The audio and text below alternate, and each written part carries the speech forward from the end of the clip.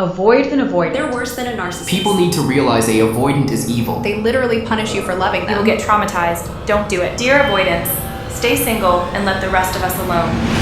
Thanks, everyone.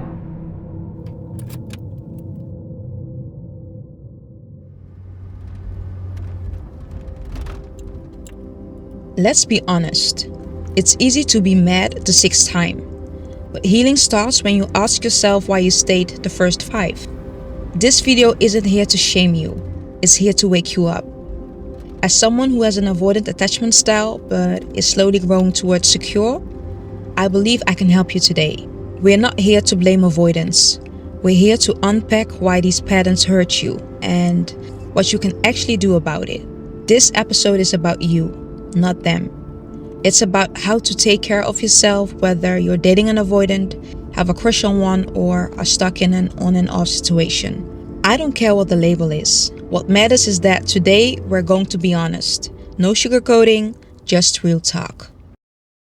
Hello guys. I'm not gonna lie, sometimes when I see the comments about avoidance, I'm just like, people are talking about us like we are animals, like we are the devil. I rebuke.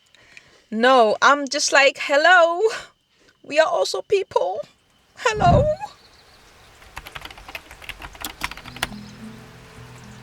A lot of people, a lot of us, we like love projects. Even if we say we don't, deep down we do. And most of the time we can see it in the partners that we are choosing for ourselves. Sometimes it makes us feel needed because if we don't have someone else to fix, then what do we really have to offer, right? It sounds strange, but a lot of times we choose partners so that we can fixate on how to fix them, which makes us avoid most of the time an important question that we need to ask ourselves if it comes to why we choose the partners that we do. But here's the truth. Avoidants are not projects. They are not broken. They are coping. Avoidant people have often go through trauma or life experiences that hurt them so deeply, which makes them behave in a certain way because love feel unsafe, which impacted their life so much that the nervous system is coping with a feeling to protect themselves. I'm so sorry for the light, by the way. The sun is shining so deeply. I don't think you can see my face, but I'm glad that you can hear my voice. But that's not an excuse to hurt you. Don't get it twisted. Because you can understand someone and still protect your peace. You can't heal someone by sacrificing yourself. And here's the part we don't want to hear. You probably think that you're the exception. Oh, he pulled away with other people, but you know, with me, it's different. I know she's like this, but I think I can fix her. I think I can change her. No, you don't. No, you can't. Because they can only change if they want to. I hope the lighting is better now. Because they can only change if they want to, if they choose to. You can only offer your hand, and the walk, that's theirs to take. So instead of always pointing to the avoidant, maybe it's time to ask yourself a question. Why do I always choose for this kind of dynamic? Why do I choose emotionally unavailable people? Why do I feel safe with emotional unavailable people?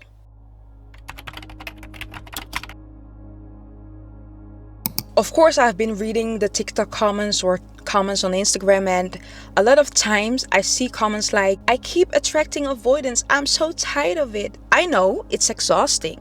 But then at the same time, it's like, if you keep attracting avoidant people, maybe you should ask yourself why. Because a lot of the times, if something is repeatedly and it's a pattern, that means that somewhere in the process, you're making the same decision. And don't get me wrong, everyone attracts a different kind of people. The player, the avoidant, the anxious, the I don't know what. But the difference between attracting this kind of people and then being in a relationship or dating this kind of people is the choice you make to keep entertaining them. Because if we look at someone who is secure, they also sometimes attract avoidant people. They also sometimes attract, I don't know, players or other type of, people that maybe isn't that healthy. But the difference is what they choose to keep entertaining. And I think that's where you should ask yourself the question why you keep choosing for this type of dynamic. And I'm gonna hold your hand when I say this, because once I was in groups therapy, my therapist told this to someone else. If you keep attracting emotionally unavailable people, that means that most of the times there is something in you, unconsciously maybe, that feels safe with the fact that there is no emotional safety. And it sounds weird, but if you think about it, it makes sense. Because, for example, if you have been brought up with your caregivers or your parents and they were not emotionally safe, as a kid, you learn that means safeness, right? Because you are a kid, you are learning from your parents or from your caregivers. So what they teach you, you now see it as the truth or as how life is or how you manage life. Because a lot of the times people don't realize that the first 4 or 5 years of your childhood is one of the most important times, because that's like the blueprint your caregivers can give you, and that will say a lot about how you're gonna manage your life if you're adult, especially if it comes to relationships and connections. So if you have learned subconsciously that being emotional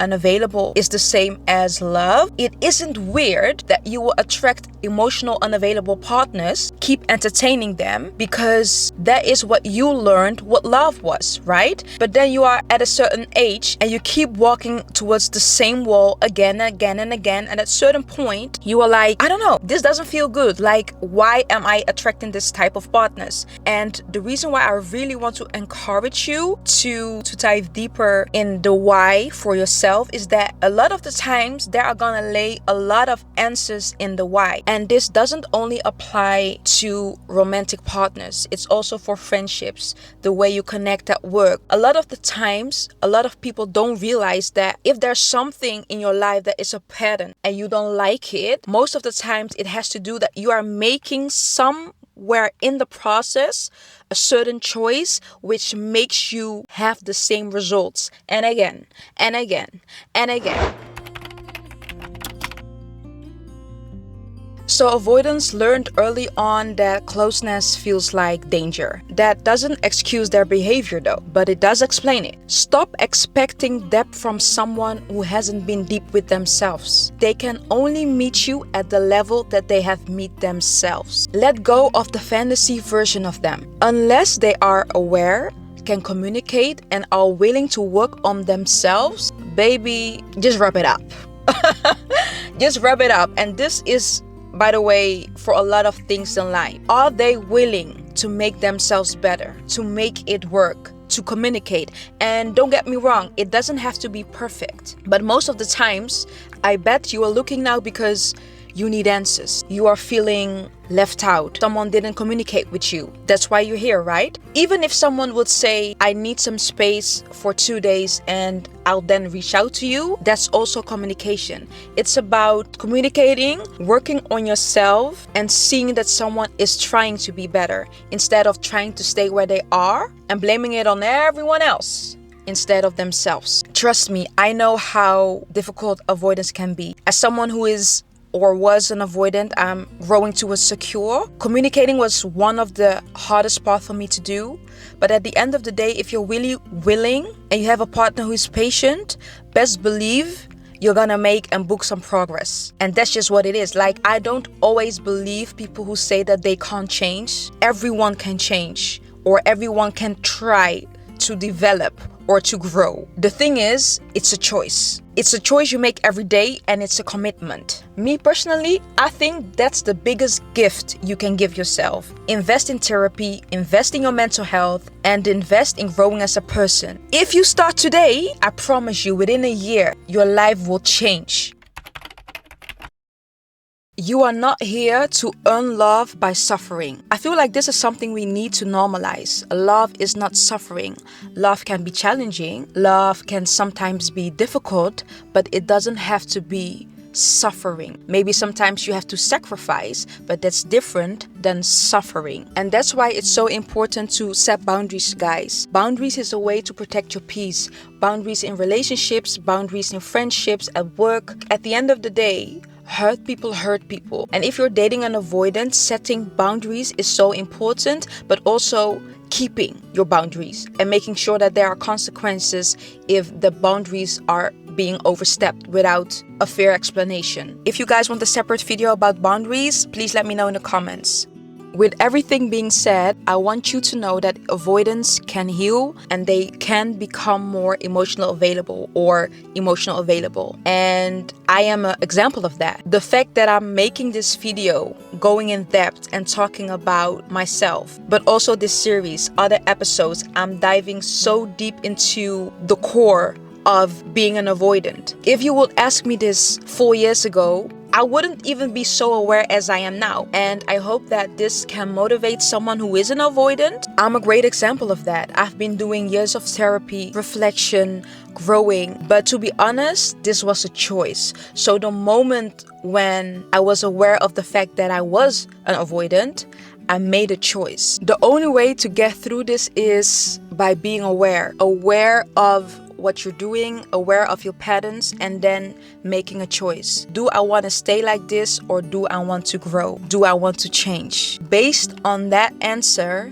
you're gonna make some choices. It's hard, but at the end of the day, you find language instead of protection, which will give you a chance to speak, and in that way you can connect and heal. This one was for my avoidance, or maybe even for you if you're not an avoidant. You can't rewrite someone else's story, but you can choose how yours continues. So I'm sending love and hugs. Mwah!